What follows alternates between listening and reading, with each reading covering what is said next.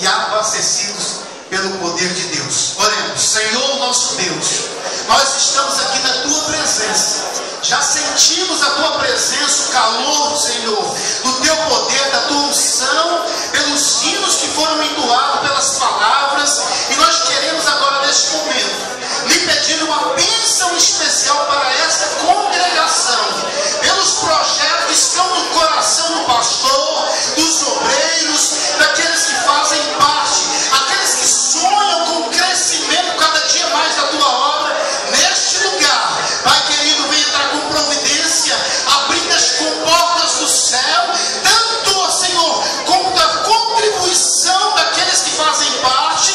Abre, Senhor, as comportas para aqueles que estão contribuindo, sejam abençoados na sua casa, no seu trabalho, na sua empresa, Senhor. Venha abençoar de maneira estrondosa aqueles que contribuem com fé e acreditam, Pai.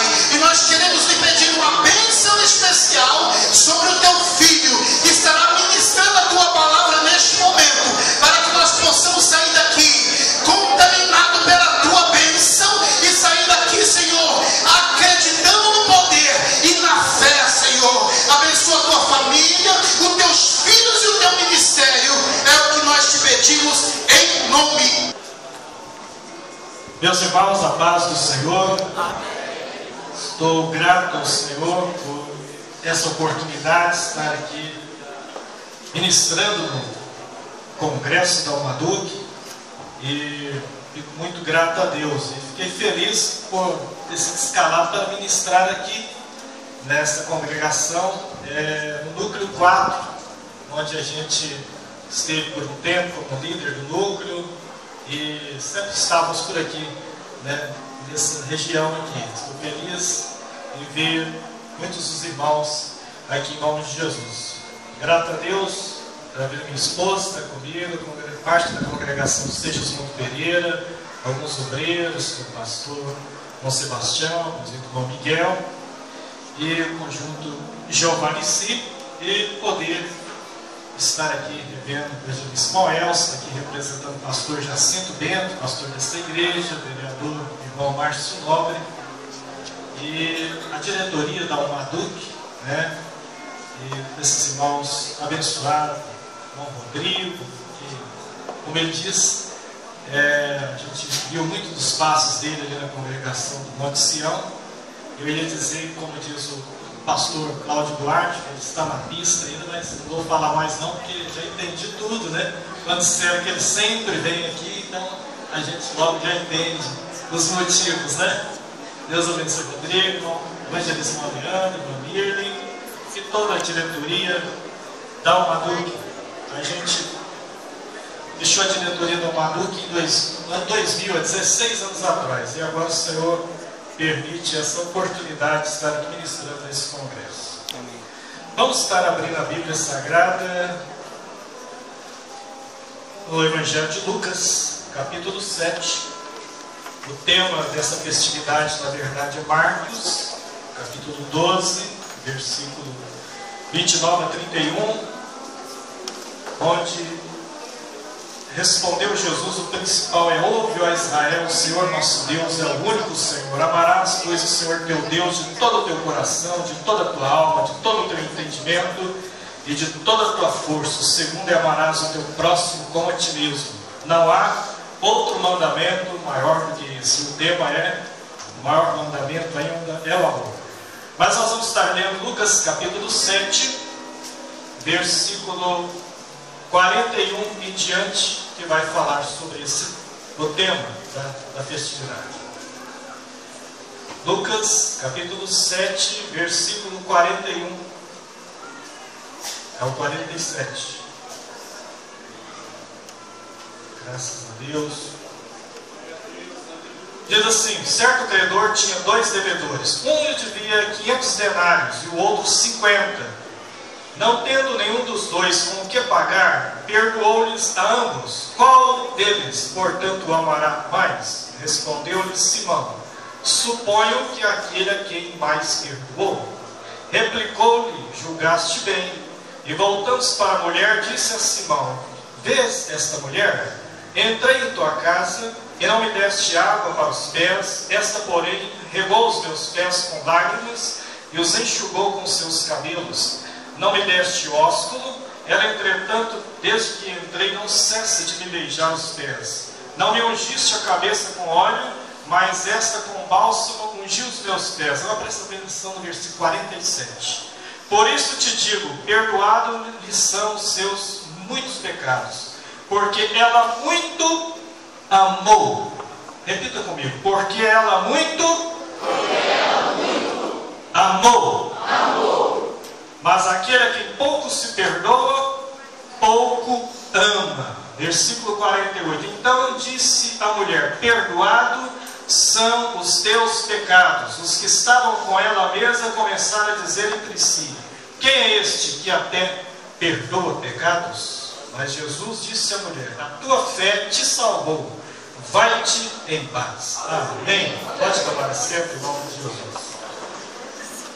Pastor Carlos Antoniano, nosso amigo desde 89 ali no Parque de Helena. Feliz de ver aqui. Hoje tem, além dos núcleos 4, 5, né? Alguns irmãos núcleo 1 também, irmãos núcleo 3, e parece até outro núcleo aqui presente. Que maravilha. Deus colocou uma palavra no meu coração. Eu, quando fiquei sabendo que ia ministrar no Congresso da Maluca, uns meses atrás, comecei a pensar sobre o texto de Marcos e pedi uma orientação do Senhor sobre falar sobre esse tema. O maior mandamento ainda é o amor. Quando a gente lê Marcos, vê ali o questionamento de um escriba. Ali era uma dúvida teológica que durava séculos.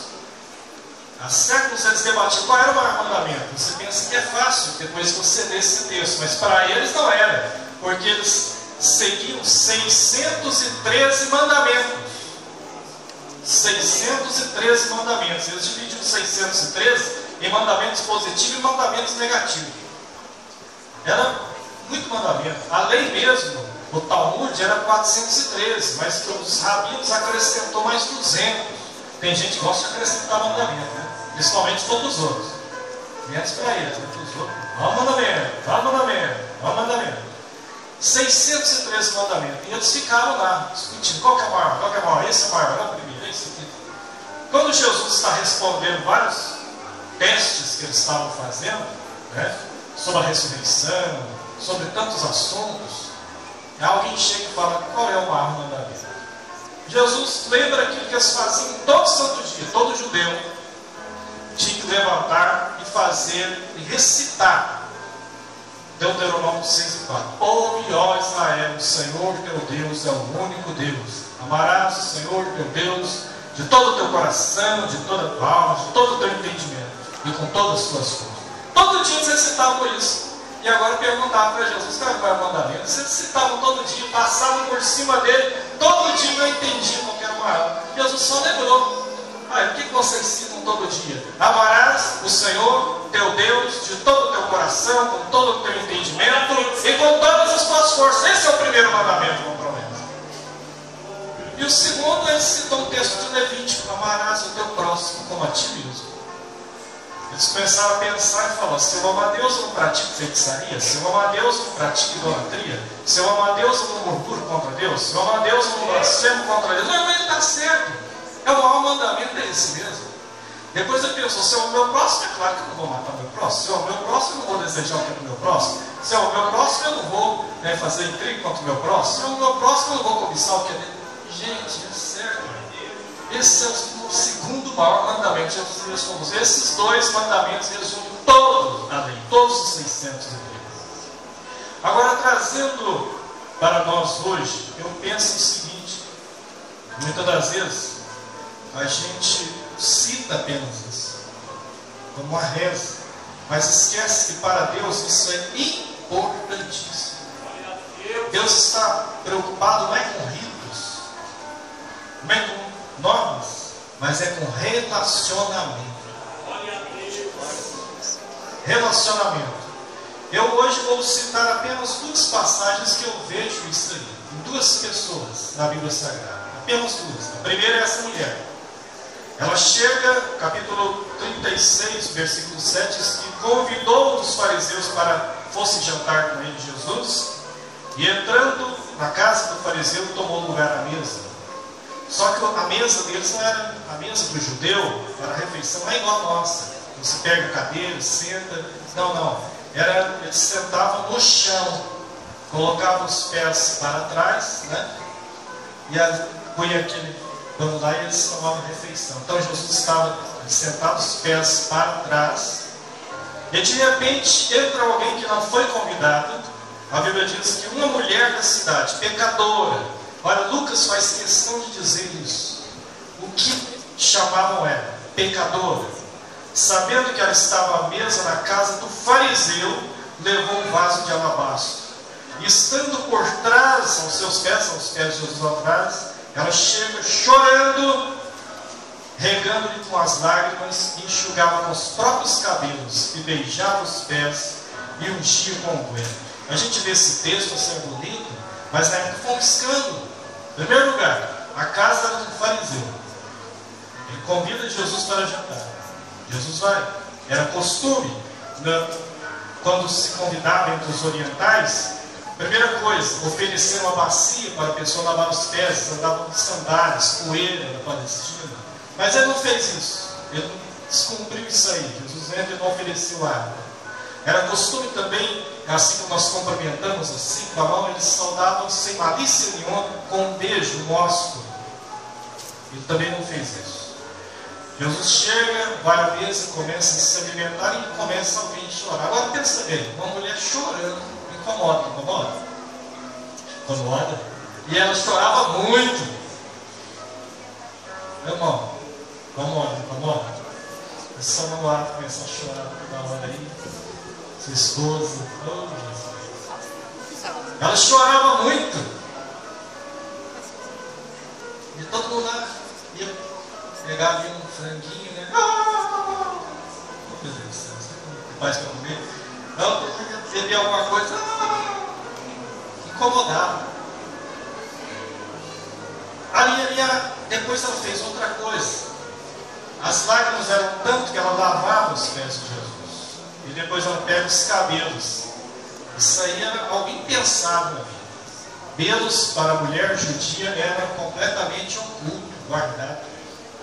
Uma mulher casada só mostrava os cabelos para o marido, em casa. Ela tira os cabelos e começa a enxugar. Aquilo ali era altamente, uma visão altamente erótica para eles. Começa a enxugar com os cabelos. Aí foi um escândalo. E pega um vaso de alabastro e unge os pés. Eles ungiam as cabeças, ela unge os pés. Vamos começar a ver algumas coisas nessa passagem. É o seguinte: em primeiro lugar, o título que ela recebe, pecadora. Mas não fala se ela era adulta, se ela era prostituta, ou se ela simplesmente gostava de conversar muito com pessoas do sexo masculino, que era proibido. Taxava de pecadora. A sociedade gosta de sempre nos impor marcas. Meu Deus! E existem muitas pessoas marcadas dentro das igrejas também. Impuseram marcas sobre eles. A sociedade nos marcas. É o adúltero, é o perdido, é o filho problemático, é o homossexual, é a pessoa que não tem jeito. Marcas que estão sendo impostas e colocadas. E a marca, ela tem um poder negativo horrível, porque através das marcas, as pessoas tentam marcar a gente com uma tentativa de controle. Sabia disso? Com uma tentativa de controle. Agora eu vou falar uma coisa aqui para você, altamente libertadora, presta atenção no que eu vou falar.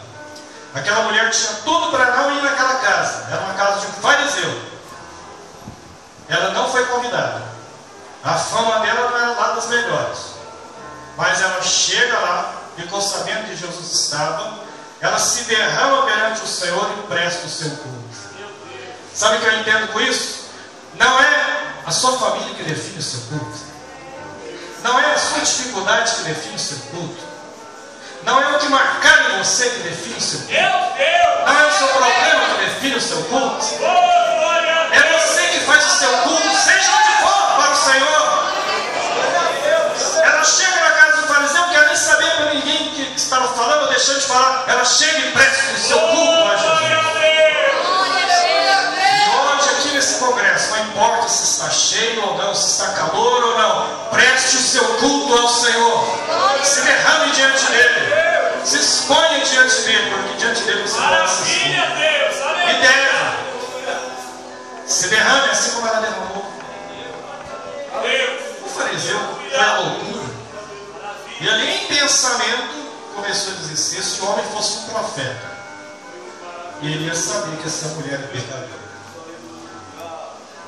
Ela não teve medo de se expor para Jesus. E o homem somente em pensamento começou a perguntar. E Jesus então fala para ele: Simão, certo homem tinha 2 devedores.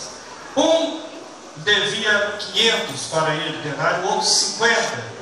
Eu te pergunto, ele perdoou os 2, mas a qual deles ele amou mais?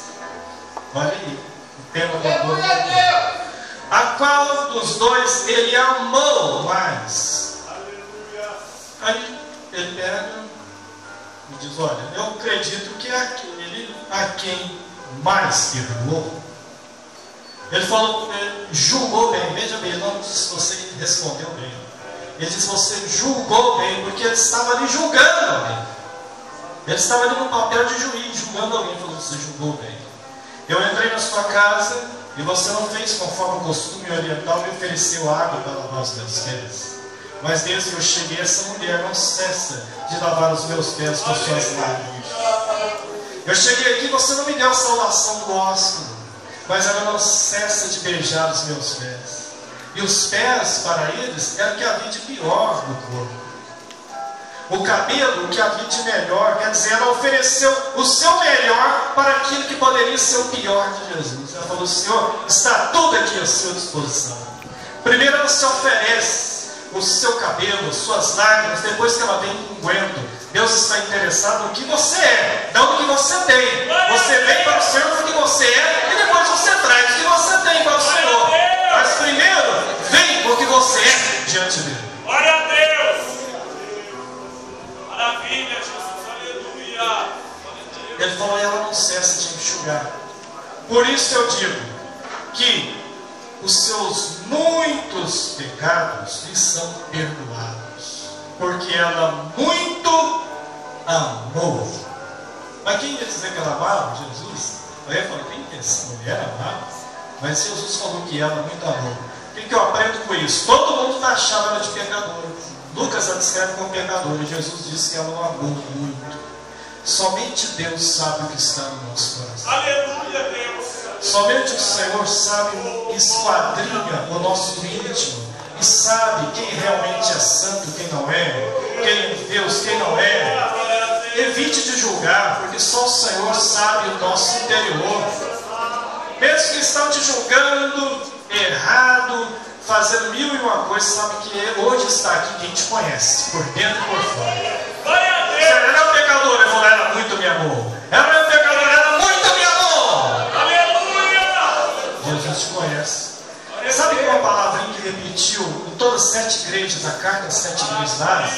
Em todas as 7 igrejas, Jesus repetiu uma palavra: eu conheço as tuas obras. Em todas elas ele fala: eu conheço as tuas obras, eu te conheço. Eu sei quem você é. O outro passagem que eu me lembro aqui é que está no Evangelho de João, capítulo 21. Jesus ressuscitou e agora ele vem ter um acerto de contas com alguém. Um acerto de contas do jeito de Jesus. Jesus tem acerto de contas do jeito que quer. Mas tinha uma pessoa ali que ele tinha que encontrar e ter um encontro com ele. Uma pessoa que havia feito alguma coisa muito errada. Não uma só, 3 vezes errada. Pedro. Sabe que Pedro é um personagem que espelha bem a gente? Eu vejo nele e começa a me ver, começa a ver, parece que a gente se vê nele. E olha que o Senhor teve que tratar dele em 3 dimensões aqui, no capítulo 21. Ele teve que tratar Pedro em 3 dimensões. Em primeiro lugar, Jesus teve que tratar o temperamento de Pedro. Em segundo lugar, Jesus teve que tratar o caráter de Pedro. Em terceiro lugar, Jesus teve que tratar a psicologia de Pedro, a parte psicológica. 3. Mas como assim? Primeiro que ele era um homem impulsivo. E isso até aí é natural, porque cada um tem um temperamento. Um é mais reservado, um é mais atirado, um é mais falante, um é mais calado, um é mais nervosinho, o outro é mais calmo. Mas no interno, um tem tendência à melancolia, outro muito animado. Isso é próprio do ser humano, cada um nasce com um temperamento. Você vai ir até a volta de Jesus e morrer com ele. Agora ele pode ser trabalhado pelo Senhor, mas você nasce com ele. Então ele era impulsivo, né? Ele era impulsivo, ele era aquele que muitas das vezes até na área da fé ele agia impulsivamente. Nenhum outro homem na Bíblia andou sobre as águas. Já viu alguém andar sobre as águas, não ser Jesus? Qual o outro que andou sobre as águas fora Jesus? Pedro, só ele. Por quê? Porque ele era impulsivo. Jesus falou, olha, primeiro que Jesus fez um negócio também que a gente olha aquela passagem bonita, mas não é só o que Jesus fez. Primeiro ele falou, vocês vão para a outra banda do lago. Eu encontro vocês lá. Aí os discípulos reservaram um barquinho para Jesus. E a gente gosta de condicionar Deus. Sabia disso? Nós queremos condicionar Deus ao nosso pensamento, à nossa teologia, à nossa maneira de pensar. Ó Senhor, opera assim, mas aqui está um barquinho. Ó. O Senhor chega assim, mas Jesus não quis vir de barquinho. Ele veio como Deus. Como assim? Ele veio andando sobre o mar. Glória a Deus. Ele veio andando sobre o mar, ele não foi em barquinho que eles deixaram. Aí todo mundo gritou. E olha que só tinha homem no barco. Não tinha mulher lá não. E foi uma gritaria terrível. De noite, madrugada dentro, noitão. Eles cansavam ali remando, e de repente deu um negócio andando sobre as águas. Ah, vai gritar com força. Gritar, mas gritar mesmo. E esse só tinha homem. É um fantasma! Jesus falou, sou eu. O que Pedro falou? Se é o Senhor, manda eu andar. Eu ia aí. Ele falou, então vem. E ele foi. Ele vai andando. Oh. Interessante que há 2 passagens na Bíblia sobre a questão da tempestade do mar. Uma, Jesus estava no barco, dormindo. Uma, ele estava no barco. Foi a primeira. Ele acorda, acalma a tempestade. Tudo bem. Essa ele não estava no barco. Imaginou que eles começaram a comentar lá, olha, se aquele dia, com ele aqui no barco, a gente quase afundou, hoje, quem sabe Tomé falou, bem que eu falei pra gente no livro. Bem que eu falei, sempre tem o Tomé, né? Eu falei que isso não ia dar certo, eu falei que não era para fazer isso no Congresso, não vai dar, essas ofertas não vai dar até o final, sempre tem o Tomé, não vai dar certo. Eu sei já dirigir Congresso, sei como é que é. Acho que eu comecei a perder cabelo na época do Congresso. Então, eu sei, mas Jesus veio sobre as águas. Ele veio como quer. Agora, o que eu fico na Bíblia Sagrada é que veio como ele vier, sempre ele virá para me salvar. Não tente condicionar Deus, porque ele não vai chegar no seu barquinho. Ele opera quando quer, como quer, na hora que ele quer. Agora, quando ele chega, a Bíblia diz que o barquinho chegou ao seu destino. Quando Jesus chega, o barquinho chega no destino. O importante é isso. Ele chega lá. Pedro vai andando, mas de repente ele começa a olhar as águas. Gente, eu não sou peixe, não. O que eu estou fazendo aqui? Ele começa a afundar. Ele estava indo muito bem, a gente começa bem, mas termina mal. Ele começa, parece um trator de esteira, vai levando tudo pela fé. Mas de repente vai um vento, vai alguma coisa e começa a desanimar, começa a afundar. Começa a olhar para a água, começa a olhar para o vento, começa a olhar para o que os companheiros vão pensar dele. Só que ele vai pensar que eu sou um paranormal. O que eles vão pensar? Não importa. Se Jesus falou, vem, você vem. Glória a Deus. Se Jesus te deu a ordem, você faz. Aleluia. Eu creio. Mas esse homem impulsivo pela fé, um dia Jesus, ele fez a declaração teológica mais importante do Evangelho. Jesus falou: quem diz os homens que o Filho do Homem é? Ele falou: tu és o Cristo, o Filho do Deus. Ele falou: tu não revelaste a carne e o sangue, mas meu Pai que está nos céus. Glória a Deus.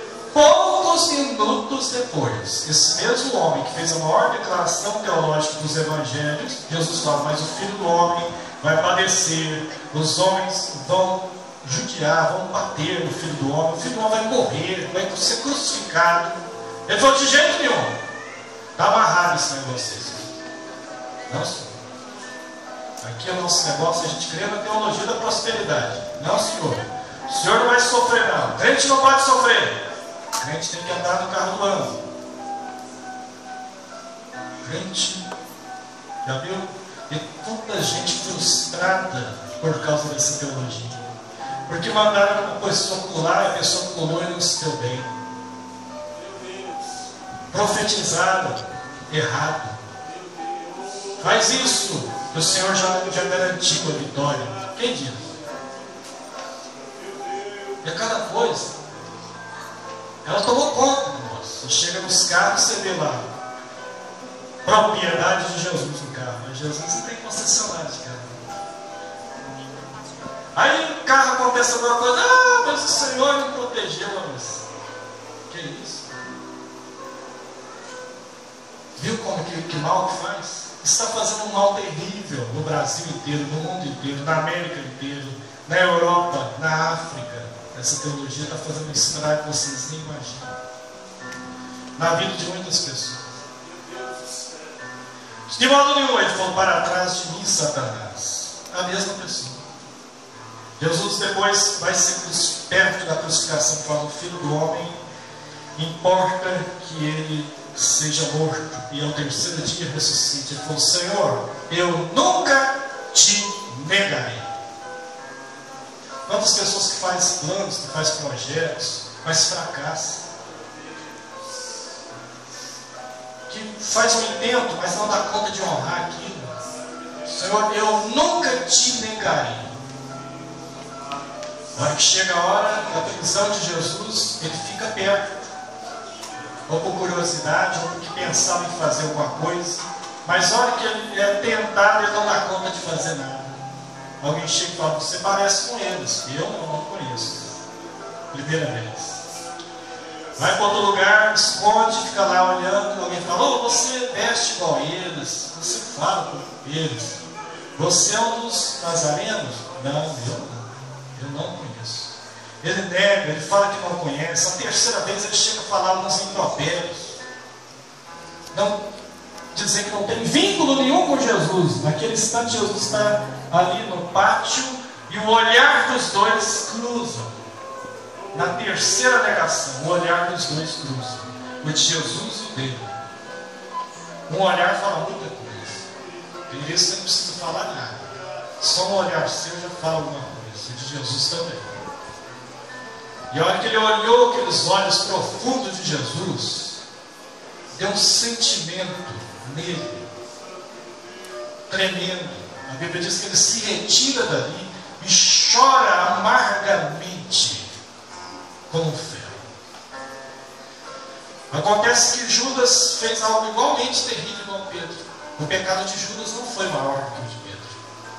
Sabia disso? Judas negou Jesus. Judas traiu Jesus. Pedro negou. E Pedro, um agravante sobre Judas. 3-1 contra Pedro sobre Judas. Judas negou, traiu uma vez.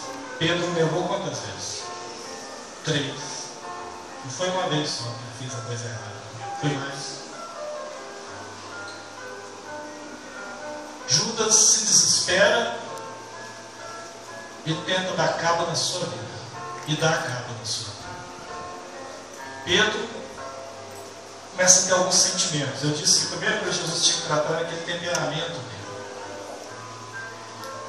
Mas também o caráter dele. Porque ele descobre coisas sobre ele terríveis. Muitas vezes a gente descobre que a gente tem fraqueza na área da mentira. As pessoas descobrem que tem fraqueza na área do dinheiro. Isso é caráter. que tem fraquezas na área da sedução sexual, que sucumbe às primeiras tentações. Começa a ver que pensava que era muito forte, mas não é. Como Pedro, né? Que achava que fazia acontecer, mas de repente descobre fraquezas no seu interior horríveis, no seu caráter. Descobre que o seu caráter não era tão assim igual você pensava. E a terceira coisa, na psique, na alma, no psicológico. Ele então resolve desistir de si mesmo. Ele chega, Jesus falou que ele ia ser pescador de homens, ele agora abandona aquela ideia e fala: não sou mais digno disso, eu sou um zero à esquerda, a autoimagem dele vai a zero, vai ao pó. Eu vou pescar de novo, eu vou voltar para o meu ofício. Jesus ressuscita, a primeira coisa que Jesus faz é mandar um recado para ele. As mulheres veem Jesus, veem os anjos, falam que Jesus ressuscitou. Jesus aparece a uma delas e manda um recado: olha, fala para Pedro que eu quero ver ele na Galileia. Elas chegam e falam: Jesus está vivo, né? E ele mandou um recado para você, ele quer te encontrar. Eu não sei o que ele pensou naquela hora, aquele recado. Me encontrar? Depois do que eu fiz, o que ele vai falar? Vai me censurar. Ele vai me dar um castigo enorme. Já sei, ele vai chegar a me dar um sermão daqueles. Ele vai me pôr a pó, mas a pó eu já estou. Pior que eu estou, não tem jeito de ficar mais. Eu vou lá. E ele foi, não sei se por curiosidade ou na carona dos outros, mas foi. Muita gente está aqui hoje nesse congresso, por vários motivos. Alguns vieram, né, para alegrar, vieram por si próprios, mas outros vieram na carona. Isso não é de todo ruim, porque em tudo há um propósito de Deus. E hoje aqui também está Jesus para te encontrar. Não importa por que, como você veio, o importante é que você veio. Eles vão pescar. E é uma pesca maravilhosa. E alguém fala: é o Senhor, isso é só coisa do Senhor. João falou: Pedro, olha, está até sem roupa, pula na água. Tenta arrastar sozinho, não pede nem ajuda naqueles barcos. Peso da consciência. O peso da consciência faz muita coisa, mas a gente carrega peso terrível. Você tenta arrastar muitas das vezes no mundo das costas, trabalhar sem parar. Parece que nada para você, mas ninguém sabe que é um peso. Você está querendo arrastar seu barco, porque você carrega alguma coisa na sua mente, na sua alma, que não foi tratada e não foi curada. Você está tentando arrastar sozinho. Chega na praia, tem um peixe assado. E senta, Jesus começa. E a única pergunta que Jesus faz é o tema: Pedro, tu me amas? Eu pensei que ele poderia perguntar: por que você me traiu? Seu desistente, eu que confiei em você, esperava mais de você, viu? Poxa, Pedro, e não foi nem uma só vez, foi 3 vezes. Rapaz, você viu os milagres que eu fiz, você até fez alguns milagres também andando comigo, e você faz uma dessa? Ele estava esperando tudo isso. Olha, a sua recuperação vai demorar muito tempo. Não sei nem se vai dar 100%, viu? Jesus só pergunta: tu me amas? Você me ama? Eu falo: Senhor, tu sabes que eu te amo. Ele pergunta a segunda vez: Pedro, tu me amas? Senhor, tu sabes que eu te amo. Aleluia! Então ele pergunta a terceira, e a Bíblia diz que Pedro se entristece muito. Ele entendeu o que Jesus queria. 3 vezes ele negou. 3 vezes Jesus perguntou: Simão, filho de Jonas, ama-me mais do que a esses? Ele disse: Senhor, tu sabes todas as coisas. Eu não posso negar que eu fiz coisa errada. Eu não posso negar que eu te neguei diante dos homens. Eu só não posso negar que eu te amo. E o Senhor sabe disso. Mesmo que ninguém acredite em mim, mesmo que eu tenha desistido de mim, mas Jesus não desiste de nós. Tem vezes que as pessoas desistem de você. Já teve muitas pessoas falando: eu vou desistir de você. E às vezes é você mesmo que desiste de você. Você diz: eu vou abandonar tudo, eu vou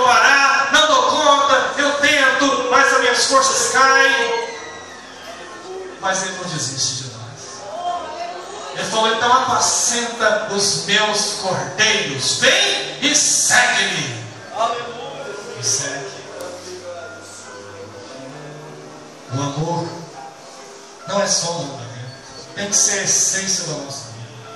Diz Paulo aos Coríntios: sem amor não adianta, ainda que eu falasse a língua dos homens e dos anjos, ainda que eu desse meu corpo para ser queimado, mas se a motivação não for o amor a Deus, nada disso adianta. A palavra ágape não era comum no mundo grego, não. Sabia disso? Não era comum. Mas essa palavra é citada 144 vezes no Novo Testamento. Ou seja, era um conceito novo do amor que estava sendo introduzido. Não amor eros, não amor filhos, não amor maternal, de amigos, amor de um homem e de uma mulher. Não, um amor sublime, um amor maior, o amor de Deus. Estava sendo introduzido no mundo novo amor. Se não tiver o amor, é como um sino que soa, que bate, mas não adianta. O nosso culto a Deus, a nossa essência a Deus só tem que ser baseado no amor. E Deus está aqui simplesmente perguntando isso: você me ama?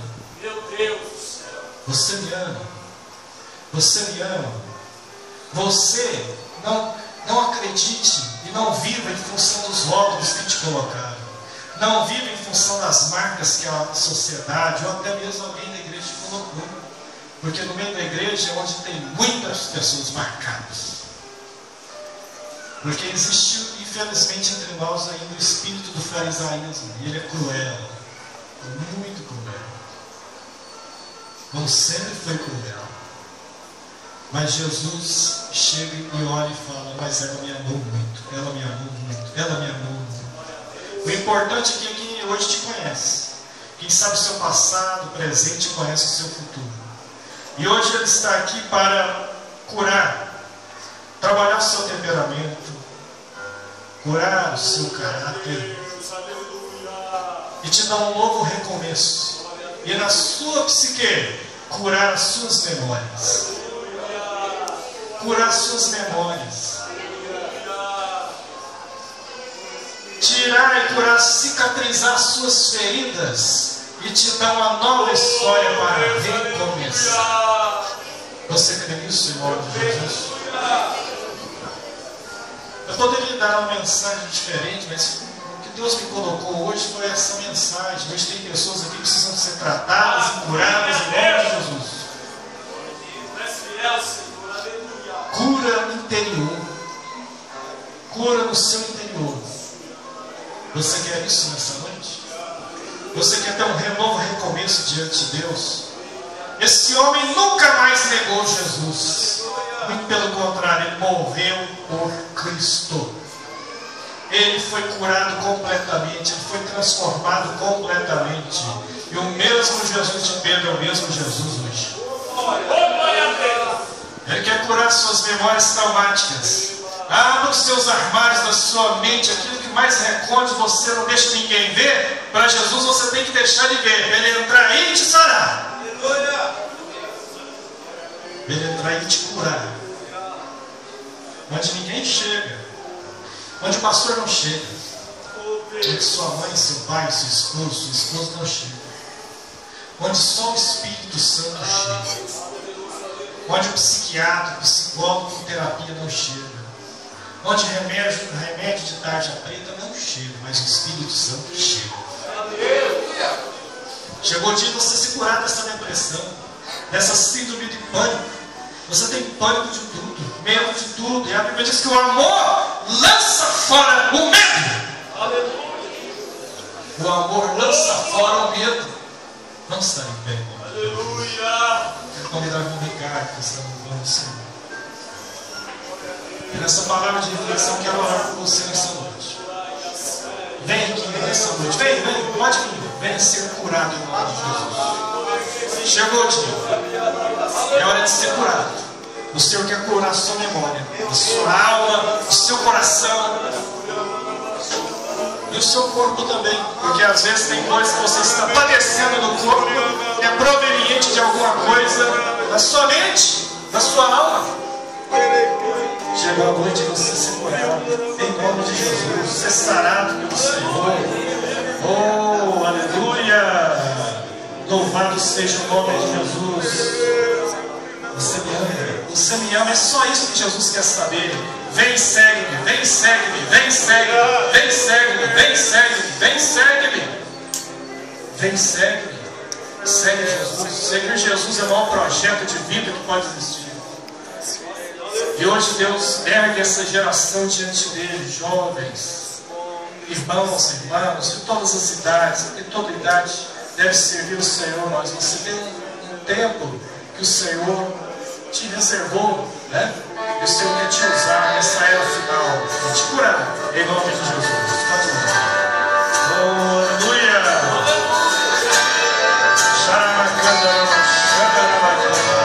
Oh, Espírito do Senhor, vem curar essa em nome de Jesus. Aleluia! Repreende a depressão em nome de Jesus. Cura essa alma afligida. Bálsamo de Gileade. Espírito agora, venha cantar. A expansão, ó Deus, está toda relaxada.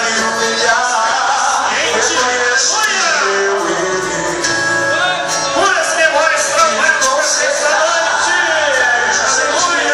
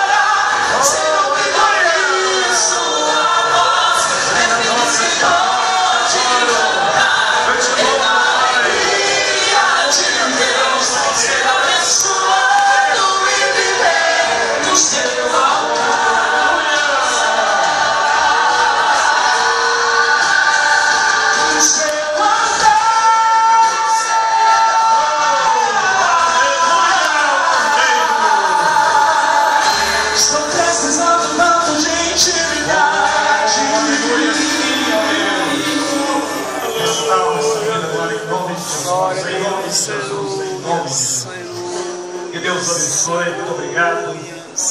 A direção da Mandou por essa oportunidade.